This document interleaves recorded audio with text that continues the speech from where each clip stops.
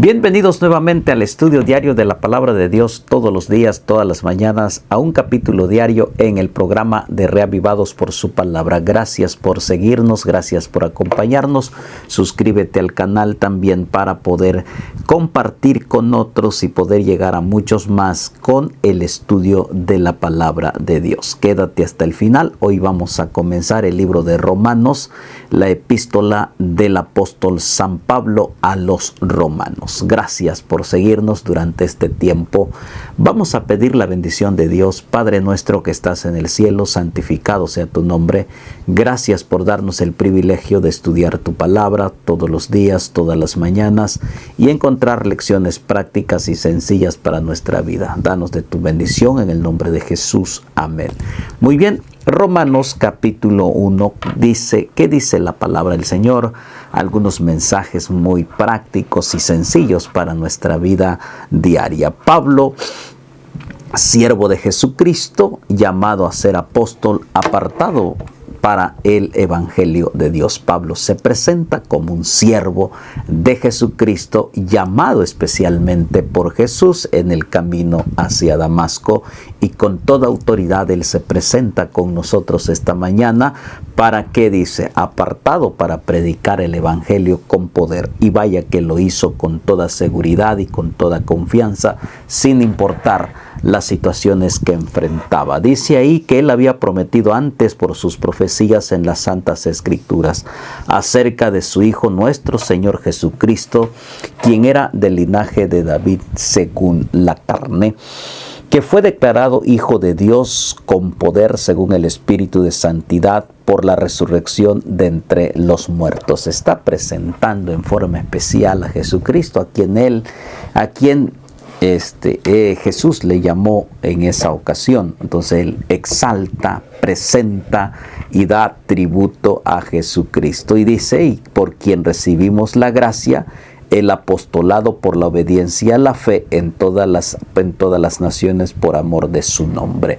Y habla acerca de la gracia que recibimos de Cristo nuestro Redentor, porque vaya que Él lo experimentó en carne propia al recibir esa gracia cuando estaba decidido en seguir persiguiendo a los seguidores de Cristo. Entonces, por gracia de Cristo lo llamó en esa ocasión camino a Damasco, entre los cuales dice ahí, estabais también vosotros, llamado a ser de Jesucristo, a todos los que estáis en Roma, amados de Dios, llamado a ser santos, gracia y paz a vosotros de Dios nuestro Padre y del Señor Jesucristo. Es la carta que Pablo no está escribiendo a los romanos.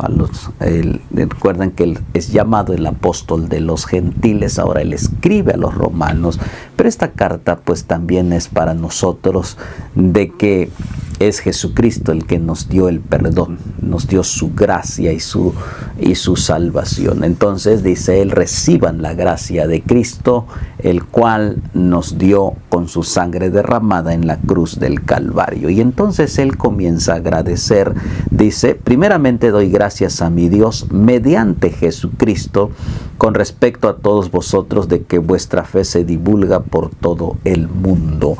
Y entonces, porque testigo me es de Dios, quien sirvo en mi espíritu en el Evangelio de su Hijo, de quien sin cesar hago mención de vosotros. Siempre en mis oraciones estaba decidido a seguir predicando a Jesucristo, orando, y también el deseo de compartir con toda persona acerca del Evangelio de Jesús a través de la oración, rogando que de alguna manera tenga al fin por la voluntad de Dios un próspero viaje para ir a vosotros. Él tiene el deseo de ir a Roma cuando él ya pues les escribió. Ahora él ya está encarcelado en Roma, recordemos, porque deseo veros para comunicaros algún don espiritual a fin de que seáis confirmado. Esto es para ser mutuamente confortados por la fe, que no es común a vosotros y a mí. Pero no quiero, hermanos, que ignoréis que muchas veces me he propuesto ir a vosotros, pero hasta ahora he sido estorbado para tener también entre vosotros algún fruto como entre los demás gentiles. Él tenía el deseo de ir a Roma Había obstáculos, problemas como todo. Sin embargo, pues no era la voluntad de Dios, todo tenía que estar en su debido tiempo, ¿verdad? Dice, a griegos y a no griegos, a sabios y a no sabios, soy deudor. Así que el evangelio es tanto para los que son sabios, para los que no sabios. El evangelio rompe barreras, unifica. Así que en cuanto a mí, pronto estoy a anunciaros el evangelio también a vosotros que estáis en Roma.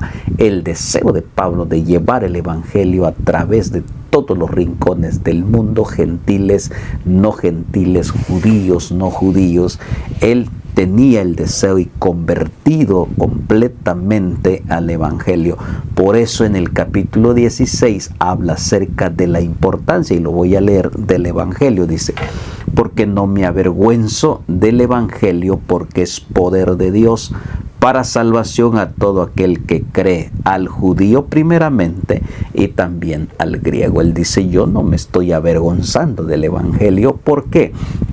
El evangelio tiene poder, destruye, rompe, es una dinamita. El evangelio no tenemos por qué avergonzarnos, porque el evangelio nos lleva de victoria en victoria. Y Pablo no se avergonzó de este hermoso evangelio, testificó ante los fariseos, testificó ante los líderes religiosos, testificó ante los gobernadores y también está ahí testificando ante el emperador. Así que no se avergüenza, él por experiencia propia ve el poder, la potencia del evangelio para todo aquel que quiere recibir el evangelio en su corazón. Es una dinamita. Por lo tanto, hermano queridos, la pregunta para ti y para mí esta mañana: ¿te avergüenzas del evangelio? Entonces dice, porque en el evangelio la justicia de Dios se revela por fe y para fe, como está escrito, mas el justo por la fe vivirá. Entonces, pero para tener ese evangelio en el corazón se necesita la fe y la seguridad, la creencia en el poder del evangelio. Por eso Pablo dice, se requiere fe. ¿Por qué? Porque si no, no puede funcionar el evangelio. Sin fe es imposible agradar a Dios. Porque la ira de Dios se revela desde el cielo contra la impiedad e injusticia de los hombres que detienen con justicia la verdad. Porque lo que Dios se conoce le es manifiesto, pues Dios se lo manifestó. Porque todas las cosas invisibles de Él, su eterno poder y deidad, se hacen claramente visibles desde la creación del mundo, siendo entendidas por medio de las cosas hechas, de modo que no tienen excusa. Porque el que vino a dar a conocer el evangelio en su totalidad, dice Jesucristo, nuestro Redentor, las cosas que eran invisibles a través de Cristo, entonces fueron hechos visibles, su misericordia, su poder, su redención. Pues habiendo conocido a Dios, no le glorificaron como a Dios ni le dieron gracias, sino que se envanecieron en sus corazones y su necio corazón fue entenebrecido. Pues hay grupos que aceptan el evangelio y no, pero para el que acepta el evangelio es poder. Para el que no, le lleva una desgracia, que Pablo mismo está hablando acerca del peligro de rechazar el evangelio, de no tener fe en el evangelio. Profesando ser sabios se hicieron necios. Rechazar el evangelio nos lleva a la necedad, y la necedad nos lleva a la desgracia. Dice, cambiaron la gloria de Dios incorruptible en semejanza de imagen de hombre corruptible, de aves, de cuadrúpedos y reptiles. Cambiaron el evangelio, cambiaron la gloria de Dios por cosas corruptibles, por cosas de este mundo, por lo cual Dios los entregó a la inmundicia en la concupiscencia de sus corazones, de modo que deshonraron entre sí sus propios cuerpos. Porque el pueblo rechaza el evangelio, rechazó el evangelio, y el resultado es un desagrado. El resultado, dice, es una deshonra a Dios a través de sus cuerpos y de su mente, ya que cambiaron la verdad de Dios por la mentira, honrando y dando culto a las criaturas antes que al Creador, el cual es bendito por los siglos de los siglos. En lugar de adorar a Dios, adoraron las cosas terrenales y temporales, y esto nos lleva a entorpecer nuestra mente y nuestro corazón, porque el evangelio es claridad, es luz, es esperanza. Dice, porque por esto Dios los los entregó a pasiones vergonzosas, pues aún sus mujeres cambiaron el uso natural por el que es contra la naturaleza.